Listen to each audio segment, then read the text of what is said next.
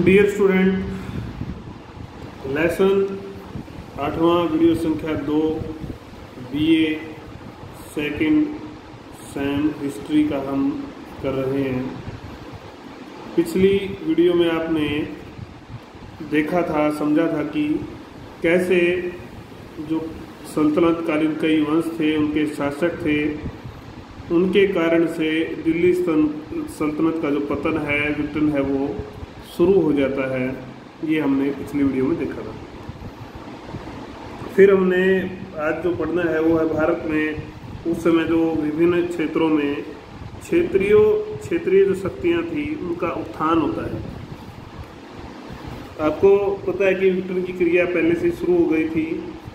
तुगलक के काल में ही क्षेत्रीय जो सरदार थे, उनकी शक्ति बढ़ने लगी थी, वो बढ़ने लगे थे, संख्या भी बढ़ने लगी थी। तो इन्होंने संबंध विच्छेद कर अपने को स्वतंत्र करना धीरे धीरे, जैसे जैसे इनको मौका मिला, इन्होंने शुरू कर दिया था, चुनौती दी। तो इस तरह दिल्ली सल्तनत का विघटन होता गया। और यह प्रक्रिया जो चली, पहले उत्तर भारत में ज़्यादा चली, फिर उत्तर से दक्षिण भारत में लगातार ये फैलती ही गई, विस्तार होता गया। बाबर भी इस बारे में बताता है कि जब उसने भारत पर आक्रमण किया था तो 5 राज्य थे केवल मुस्लिम और 2 हिंदू राज्य थे। 2 हिंदू राज्य थे। हिंदू राज्यों में उसने मुख्य रूप से विजयनगर को गिनाया है। छोटे छोटे राज्यों का जो अस्तित्व भिन्न भिन्न स्थानों पर था, तो कुल मिलाकर उसके वर्णन से भी ये स्पष्ट होता है कि दिल्ली सल्तनत काफ़ी तरह से विखंडित हो चुकी थी। तो इनका वर्णन हम प्रमुख रूप से, जो राज्य उभर कर आए उनका वर्णन हम प्रमुख रूप से इस वीडियो में करने वाले हैं। राज्यों के नाम हैं और डिटेल आप स्वयं पढ़ लेंगे इसकी, ठीक है। लेकिन इन राज्यों के माध्यम से इन नगरों, इसमें कुछ एक जो क्वेश्चन आपका आने वाला है, कुछ नगरों के नाम भी आएंगे। जौनपुर में हो, चाहे वो बंगाल में हो, उन नगरों के नाम के आधार पर एक आपका मैप बनता है सल्तनत काल के प्रमुख नगर। हालांकि वो नगर तो और भी पहले भी आप पढ़ चुके हैं, लेकिन प्रमुख केंद्र नगर जो भी हैं, ऐसा करके क्वेश्चन आएगा तो उसमें इसके भी कुछ केंद्रों को आप उठा सकते हैं। हम पढ़ के आए थे कि फिरोज शाह तुगलक ने जौनपुर की स्थापना की थी, याद होगा, पिछली वीडियो में पढ़ा था। नगर तेजी से विकास हुआ यहाँ पर, और पूर्वी क्षेत्र में, यूपी में विशेषकर पूर्वी क्षेत्र में इसने अपनी पहचान बना ली और ये धीरे धीरे राजनीतिक गतिविधियों का केंद्र बनता गया। तो दिल्ली सल्तनत के प्रभाव से स्वतंत्र होने वाला ये पहला राज्य था।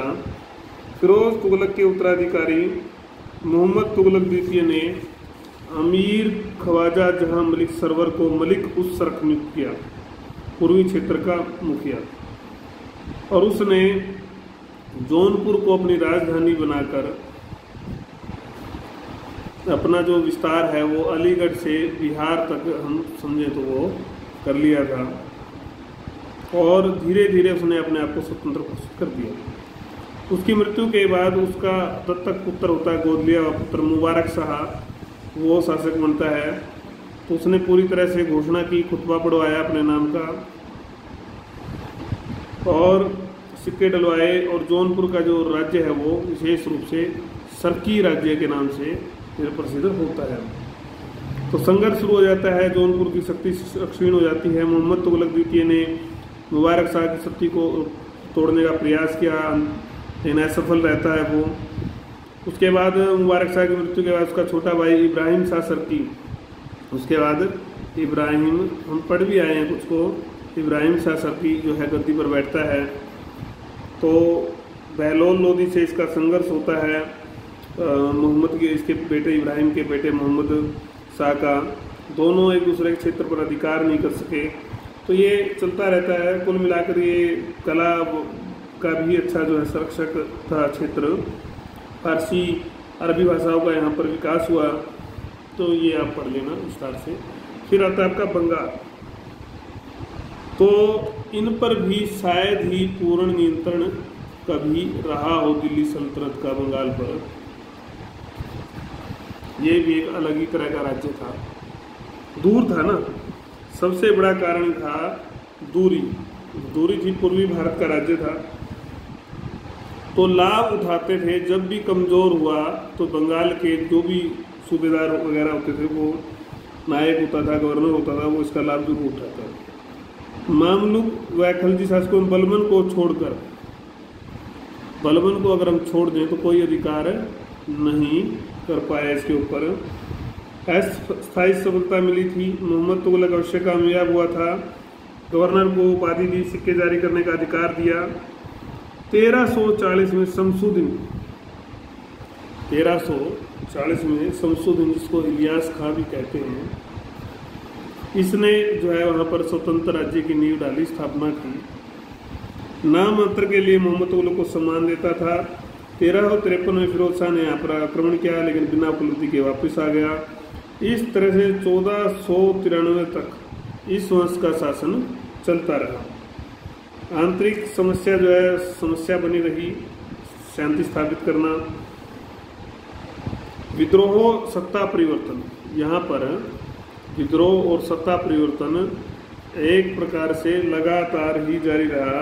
इस राज्य का जो है प्रमुख एक विशेषता ही बन गई थी, विद्रोह होना और फिर सत्ता का परिवर्तन होना। हुसैन शाह ने फिर एक नए वंश की नींव रखी। यहाँ पर 1493 में बंगाल पर अधिकार करके अपने वंश की नींव रखी। उसने बंगाल को शांति, शक्ति व प्रतिष्ठा दी।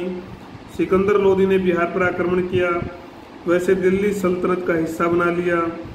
उस समय बिहार हुसैन शाह के राज्य का हिस्सा था। हुसैन शाह व सिकंदर में युद्ध के बाद एक संधि हुई, जिस एक दूसरे की सीमा का सम्मान करने का फैसला किया गया और आपस में आक्रमण भी नहीं करेंगे। इससे हुसैन शाह का सम्मान बढ़ जाता है। फिर नुसरत शाह शासक बनता है। तो ये आप पढ़ लेना अपने हिसाब से। यहाँ पर चैतन्य प्रभु का भी आंदोलन चलता है, भक्ति आंदोलन। मालवा में परमार वंश के राजपूतों का शासन था। गुजरात का पड़ोसी राज्य था। नर्मदा व ताप्ती नदियों के बीच पठारी क्षेत्र का सामरिक व आर्थिक महत्व इस क्षेत्र का काफी था। भौगोलिक दृष्टि से ये क्षेत्र उत्तर व दक्षिण को जोड़ता है। 1310 में अलाउद्दीन खिलजी द्वारा इस पर अधिकार करने के बाद 1398 तक ये दिल्ली सल्तनत का हिस्सा रहता है। अलाउद्दीन खिलजी द्वारा इसको शामिल किया जाता है, तो ये हिस्सा रहता है।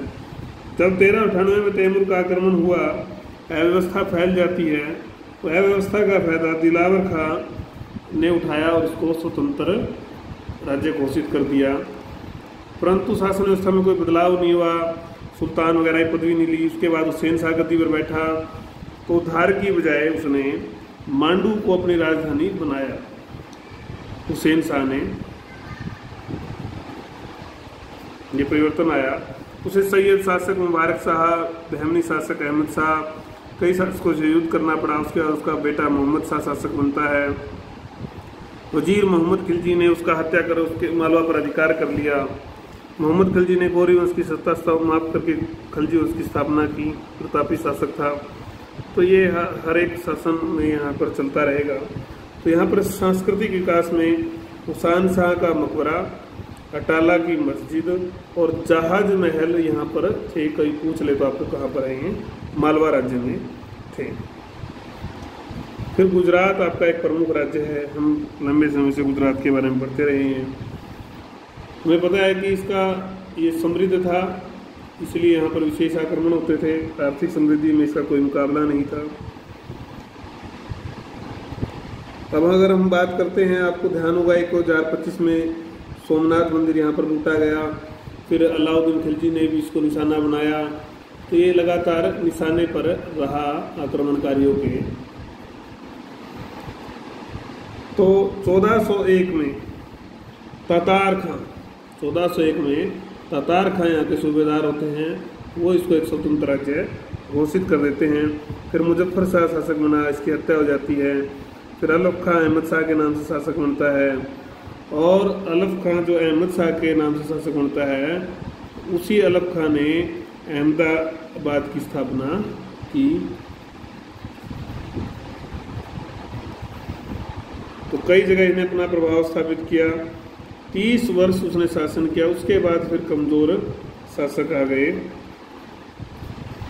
मोहम्मद बेगड़ा का शासन आता है। उन्होंने जूनागढ़, सूरत, कच्छ आदि जगह में विस्तार किया, पुर्तगालियों के विरुद्ध कार्रवाई की।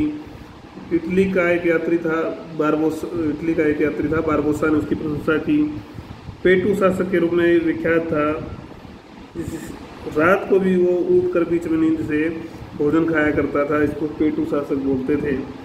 1511 में मृत्यु के बाद कई शासक बने, लगातार अभियान चलते रहे।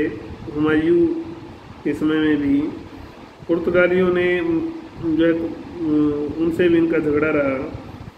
1572 में आखिर में अकबर का जो है गुजरात पर अधिकार हो जाता है।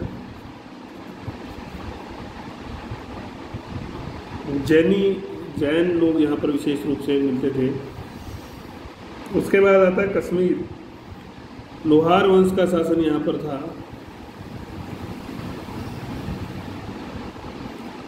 मंत्री थे लोहारों के एक मंत्री थे शाह मिर्जा ने 1339 में स्वतंत्र राज्य की स्थापना की। उसके बाद जमशेद, अलाउद्दीन, कुतुबुद्दीन कश्मीर के शासक रहे। तैमूर से तो राज्य बचा लिया, परंतु असहनशीलता की जो उसकी नीति थी उसके कारण उससे जनता का विश्वास उठ गया। उसके बाद जो प्रसिद्ध शासक आता है कश्मीर का, वो था जैनुल आबिदीन। इसको कश्मीर के इतिहास में जो 1417 से 67 का जो शासन है इसका, वो स्वर्ण काल के रूप में जाना जाता है। सारी अच्छी नीतियाँ उसने बनाई। सहिष्णुता की नीति भी उसकी थी धर्म के मामले में। जजिया हटा दिया था उसने। पहला शासक था कश्मीर का वो मुस्लिम। गो हत्या को उसने अपराध घोषित किया।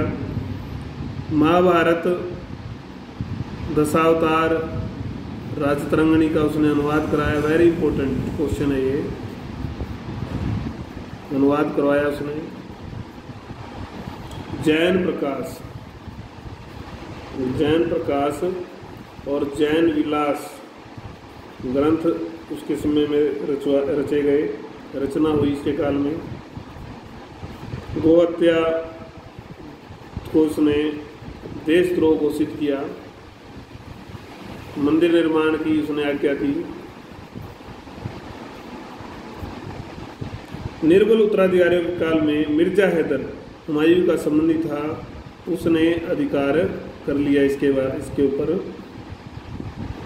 और इस तरह से मुगल वंश का जो हिस्सा बन जाता है। उसके बाद राजपूताना में आपके मेवाड़, सिसोदिया वंश का यहाँ पर राज्य था।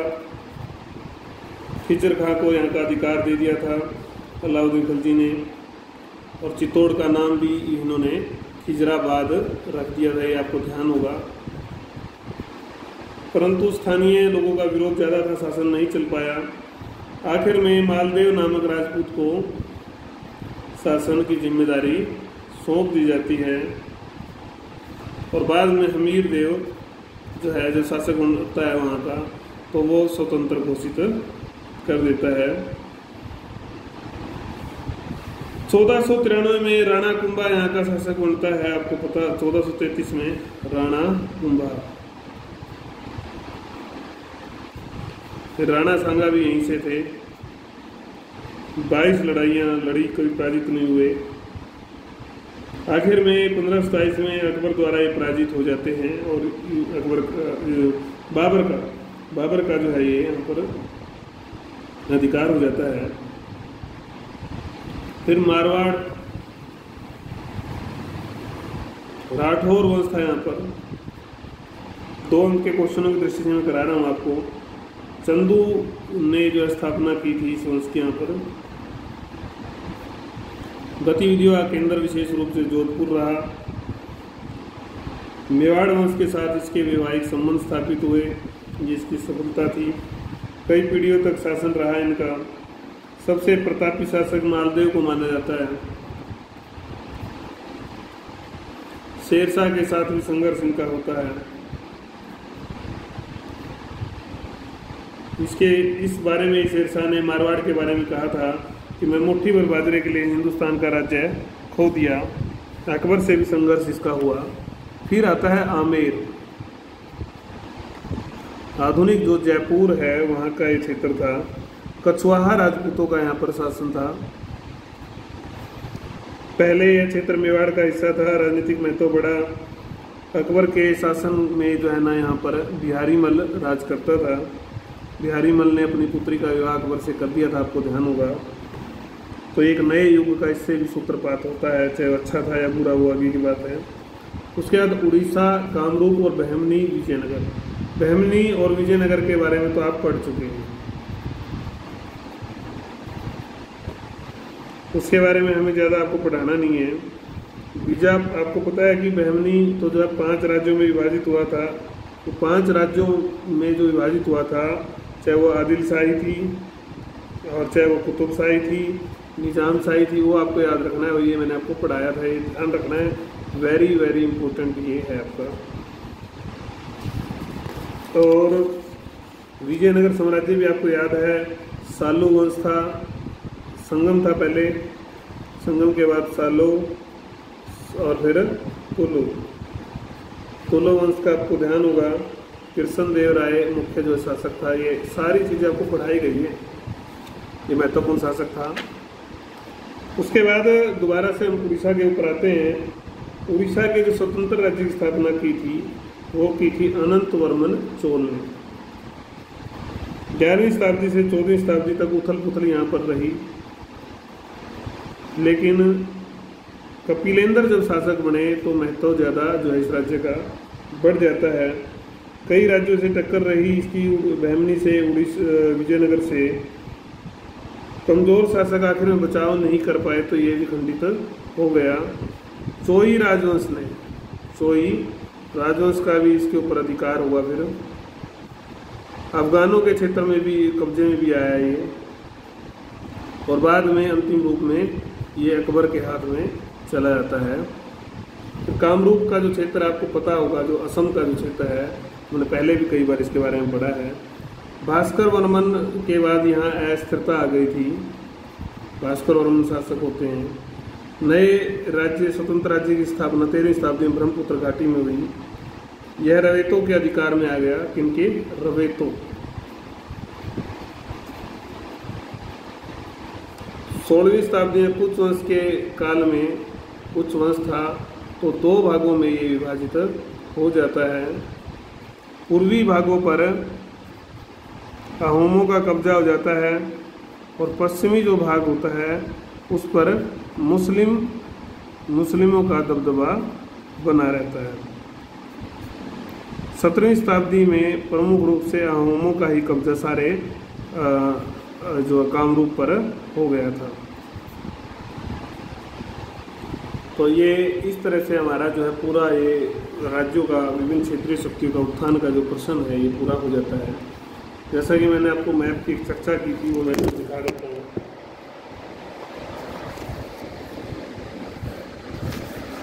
ये गिर जाता है कई बार और उसके कारण से दिक्कत आती है, कोई आप चिंता न करें, ये चल रही है।